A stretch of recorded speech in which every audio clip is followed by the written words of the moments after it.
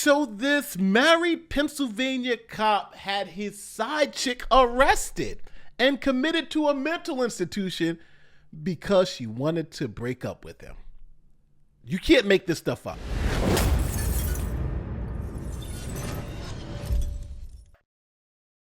So this is Ronald Davis, who is a Pennsylvania state trooper who is 37 years old and married. Now, why are we looking at this man's picture? Well, that's because he has abused his authority as a law enforcement officer. Now, the state trooper is accused of abusing his authority to forcibly arrest girlfriend Michelle Perfanoff in August after a lover's tiff and have her committed to a mental hospital in Williamstown, Pennsylvania. Now, Perfanoff was living in his camper van at the time after a 4-month romance, but the pair's relationship had disintegrated.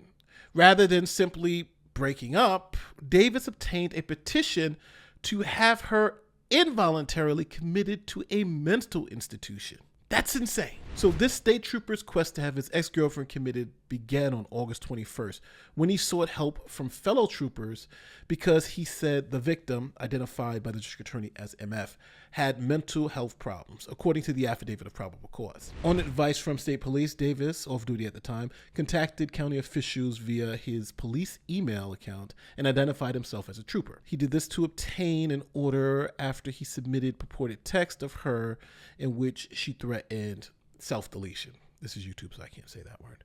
According to court documents. Now, an interesting twist, David reportedly told her that, quote, "I know you're not crazy. I'll paint you as crazy."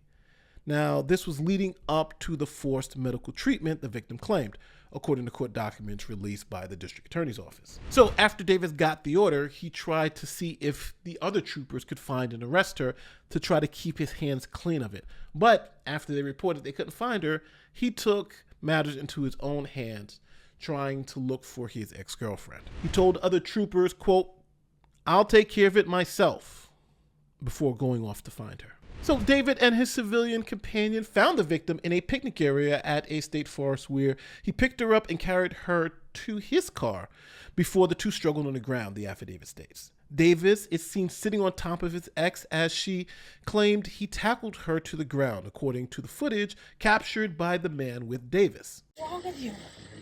I don't need help. I need to get away from you. No. This isn't normal. I don't care what anybody says. Can I please stand up? Okay. I'm not going to any jail. I didn't do anything wrong. I'm not going anywhere. Absolutely not.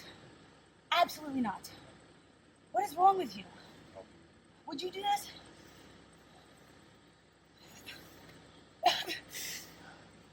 Would you? I thought. Okay. Please let me go. You just called the cops on me. You're a cop. You're a fucking pussy. What the fuck is wrong with you? I've lived all over the world and not one time has anyone ever come up, tackled me, attacked me, and called the cops on me for existing in the woods. Never. Ever.